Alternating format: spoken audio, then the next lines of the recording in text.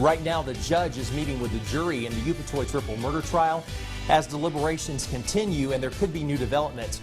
We'll have a full update coming up in just a moment. And just into the newsroom, the search is over for a person of interest in a double shooting in Americus that left one man dead. I'll have the latest. I'm News 3's Tilo Stahl. Your #1 news at midday starts now. On your side, this is News 3 Midday. Hello, everyone, and welcome to News 3 Midday. I'm Greg Lloyd.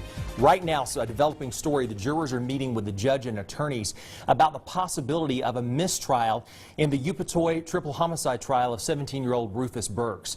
Now, News 3's Michaela Singleton is in the courtroom right now. She'll bring us a live report later in this newscast if a decision is reached. Here's what we know so far.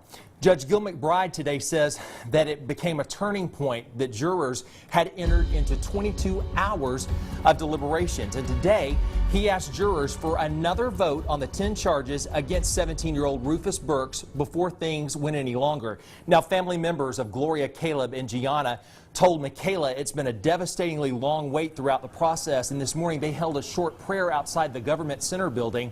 They're so hoping that today it would all finally be over. It's been very hard. It's been very stressful. It's been like an up and down roller coaster. We thought we'd have a verdict by now. We haven't. We don't have one. So we are very much stressed about it. But we're just standing. We're standing with faith. We know that God is the ultimate judge, and we're hoping that we get again a decision today. Now, so far, as we just told you, this is a developing story, and Michaela just went back into the courtroom to hear about how the jurors have voted so far. Now, as we told you, that vote was expected to come down after Judge Gil McBride asked them once again to try and come up to a consensus on all the charges. Now, we do know that on kidnapping, burglary, and one count of auto theft that last week the jury reached consensus, but the second auto theft charge was also voted 2-10. Now, you can tell that jurors are split. We'll continue with this developing story, and we will bring you the very latest during this newscast live if Michaela receives word. Well, also breaking this midday, Columbus police issue an alert for a murder suspect they say should be considered armed and dangerous. Here he is. 39-year-old Travis Thomas is wanted in the death of Darnell Jackson. Jackson died after being shot on Thomas Street last Thursday evening. Police say Thomas is known to drive a 2011 gray Dodge Ram pickup truck with the Georgia license plate number RGA 4984. Now, if you have any information on Thomas's whereabouts, you were asked to call Detective Stuart Carter at the number that you see on your screen, or if you happen to spot him, call 911 immediately. Well, now to a story, an update to a story you saw first on 3. This midday, America's police have located a person of interest they've been searching for. News 3's Tila Stahl joins us live now in the studio with more. Hi, Tila. Hi, Greg. America's police say the man they're questioning right now is believed to have been at the scene when the shootings took place Saturday afternoon. Police say this morning they found this man. He's 20-year-old Taj Roof. Police say they do want to talk to him, and that's what they're doing. When police arrived on scene Saturday, they say they found two men lying in the street. 36-year-old Linwood Cleckley died. The second victim, 26-year-old Winfred Floyd, was life-flighted to a trauma center in Macon. There were two males on scene when the first officer got here. There was some type of altercation that ended up with gunfire being exchanged. We believe there were at least 2 handguns involved. Officials say Taj Roof is believed to have been in the car with the victim, Winfred Floyd, when they arrived at that shooting location. Today, anyone with information on the case is asked to contact America's police. Greg?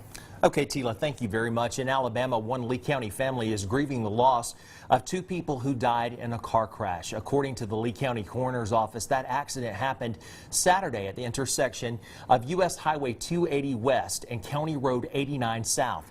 Officials say 5 members of one family traveling south on U.S. Highway 280 swerved to miss another vehicle that had entered the roadway from County Road 89 South. Officials say the second driver struck the first vehicle, causing it to lose control and overturned. The impact of the crash ejected the 4 inside the first vehicle. 4 members of the family, including the driver, The victims were not believed to be wearing their seatbelts, unfortunately. Officials say that 36-year-old Arlo Burton and 5-year-old Armani Burton died from their injuries. The other passengers are said to have had non-life-threatening injuries. This midday, that crash remains under investigation. This midday, authorities in Lee County are working to identify a pedestrian who was hit and killed on an interstate on-ramp. That deadly accident happened on Interstate 85 at the end of the southbound on-ramp off exit 57 at Bent Creek. Officials say the victim did not have any identification and appears to have died instantly after being struck by a vehicle that was entering the interstate. Authorities are hoping to learn her identity so that they can alert her next of kin. A Seal woman died following a Sunday night motorcycle crash just west of Phoenix City. 52-year-old Lynn Marie Cahus died on scene after the motorcycle on which she was a passenger left the road and struck an embankment. That accident happened, as we said, about 15 miles outside of Phoenix City at Hiram and Sanford Roads in Russell County. 61-year-old Gary Smith of Hudson, Florida, he was driving the motorcycle according to authorities and was not injured. This midday, Alabama law enforcement agency says that investigation continues as well. To the Crime Watch, the second suspect accused in the deadly Wickham Drive shooting is now in the custody of local law enforcement. Our media partner, the Ledger-Inquirer, reports 36-year-old Dwayne Jones has been extradited from El Paso, Texas, and is now booked in the Muskogee County Jail. On January 24th, 25-year-old Lachey Ford was shot and killed on Wickham Drive, and 2 other people were also injured in the shooting.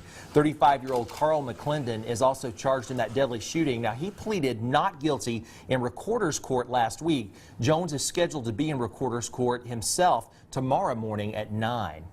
A deadly club shooting in East Alabama left 1 person dead this weekend. Police say 28-year-old Michael Jones died after being shot at the Rhythm and Blues sports bar on U.S. Highway 29 north in Casita. Authorities say it appears that a private party was held at the location and say immediately after the shooting, the crowd, most of them, took off.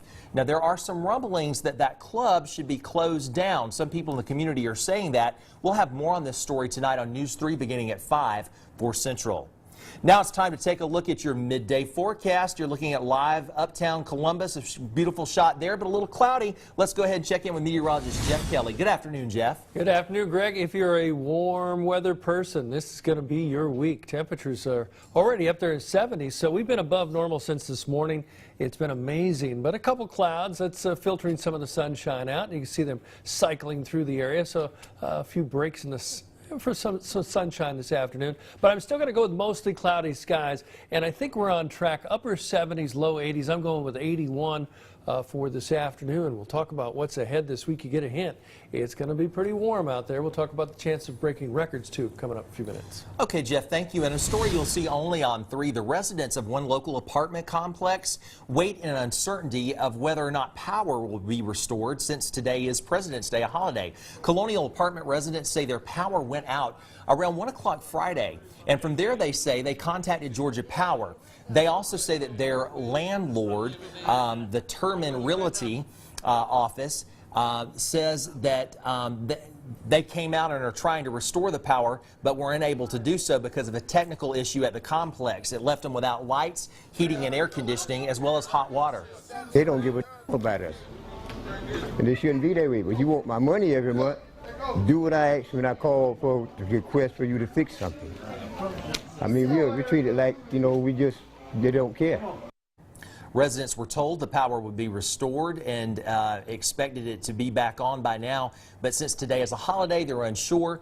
And we tried to follow up with Terman Realty and Colonial Apartments to see if it's back on. And we'll try to have more for that on that story later today. Across Georgia, a special President's Day event started at 11 today. President Jimmy Carter gave a speech at Plains High School in Plains on topics such as the Department of Education, the women's movement, and technology. After his speech, President Carter will be signing copies of his books. Well, there's a lot more coming up on Midday as well. We're going to tell you also about, before we go to break, that First Lady Rosalynn Carter is recovering from surgery. In a statement, the Carter Center says 90-year-old Carter had surgery Sunday to remove scar tissue from a portion of her small intestine. The surgery was successful. The statement says the scar tissue developed after a cyst was removed many years ago. Mrs. Carter is expected to remain hospitalized for several days, where she'll rest and recover. Also new this midday, congratulations are in order for 3 Columbus Fire and EMS personnel promoted this morning in a ceremony that happened around 9 o'clock. Columbus Fire and EMS made it official. Kyle Dutton was promoted to sergeant, Chase Kinsman became a lieutenant, and Shane Clay became a captain. Everyone here at WRBL News 3 congratulates these best of the best on their new rankings. Well, when News 3 Midday returns, we'll tell you about a lot of stuff and what's trending news that's coming up. And if you want to stay connected with us here at WRBL News 3, we invite you to follow us on social media, Facebook, Twitter, and Instagram. Jeff's full forecast is next. Jeff, a final look at the forecast. Yeah, if you like the 80s and you like running your air conditioning, this is going to be your week for you. Yeah, and as far as some scattered light showers, we could see that late tomorrow. I think Wednesday we got a better chance at it, and then right on through the weekend we're going to keep those temperatures well above normal all the way through for the next 7 days. All right, Jeff, thank you very much. Now, earlier we told you about a breaking story with the Upatoy triple homicide trial.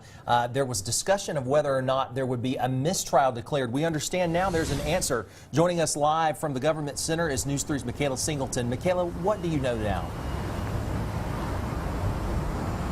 Now, just minutes ago, Greg, we were released on lunch break, and earlier that we heard from the family members of Gloria, Caleb, and Keyanna that this has been an emotional roller coaster for them, both the trial and these especially long deliberations. I was actually just coming down with them, and they tell me they feel that now more than ever, now that deliberations will continue. We're going over 22 hours now that the jury has been in the back room talking over all of the evidence. They still have not come to a verdict. However, we did get a note this morning from the jury. The judge read it out loud. He said that it does appear that the votes are swaying. The votes are making some changes. We know that they were about 5 to 7 on the malice murder charges, 4 to 8 on the felony murder charges, and the numbers just keep changing. Now, we don't know whether or not they're leaning towards guilty or not guilty, but once again, those deliberations, they are continuing, and I'm going to stay right here at the Columbus Government Center. I'll be live tweeting, sending out all the updates, and I'm told that we will get a heads up as soon as that announcement is released if the jury will either find a unanimous verdict or if they will just have to declare this a mistrial. Okay, Michaela, thank you very much. Columbus Government Center,